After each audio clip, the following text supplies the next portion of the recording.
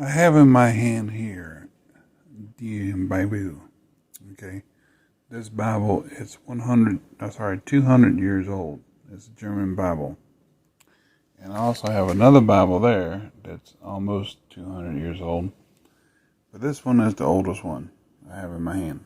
Okay, so I'm gonna show you something that we're talking about Jehovah. You know how Yahweh is all over the Bibles now of late.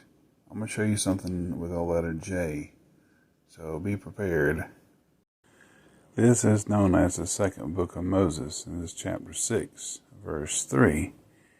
And you can see instead of using Jehovah, or with a J or whatever, it's definitely not Yahweh, is it? Nope. It's Herr. Herr, Herr, or what would be translated as Mr. in German, but that's the name for the Lord. Instead of using Jehovah, they used Herr for the Lord. And also to point out too, that you see Jacob there? Okay, so they use that letter J for Jacob. And you skip down here to where it says, let's see here, where's Israel? I know I had it, where was it at? See Israel right there? It's the same letter, isn't it? So it's the same letter for Israel. It's the same letter for Jacob. It's the same letter. It's a J, and it's also an I. They didn't stop using interchangeably the J's and the I. They used the same letter for both. There's a consonant and a vowel. They didn't stop for a very long time. Now let's look at the 1894 German Bible. Oh, sorry, I wanted to show you this too. See, 1822. So now it's the Heilige Schrift, or the Holy Scriptures. See, here we go, 1894. So again, this is chapter 6, verse 3 of Exodus, the second book of Moses, as it's called. And you see here, it says, I was not known by my name, the Lord, or Jehovah. And Herr is the name here, Herr, but it's got a real fancy H and a real fancy E plus the two R's. Also look at this, Jacob, Israel. Same letter, still, even for 1894. Almost the turn of the century. No different. What does that tell you? Yahweh's not in here. It's Herr. How about that?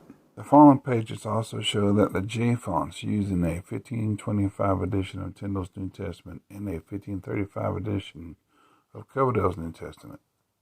Their similarity to today's J proves wrong the bizarre fable spun on the web that the letter J was not pronounced as it is today until recently, and consequently Jesus is not the name of our Savior, but a spin-off of Isis or Zeus. Delilah had a similar conversation with Samson. Tell me wherewith thou mightest be bound, and he said unto her, with the web. Judges 16:13. And immediately he received his sight and followed Jesus in the way. Mark 10:52. The Gothic is Jesus with a J. Tyndale is Jesus with a J.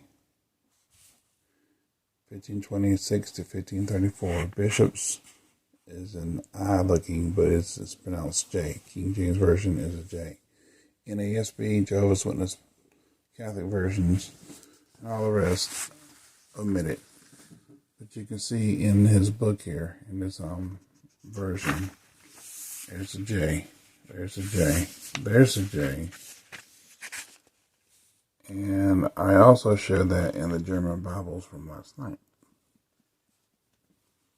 This is a facsimile of the 1525 edition. There's more. And as you can see there, in his 1535 edition, Jesus, John, Jewry, all the rest have that J, even though it was used as an I in other words. See, Coverdale Bible, 1535.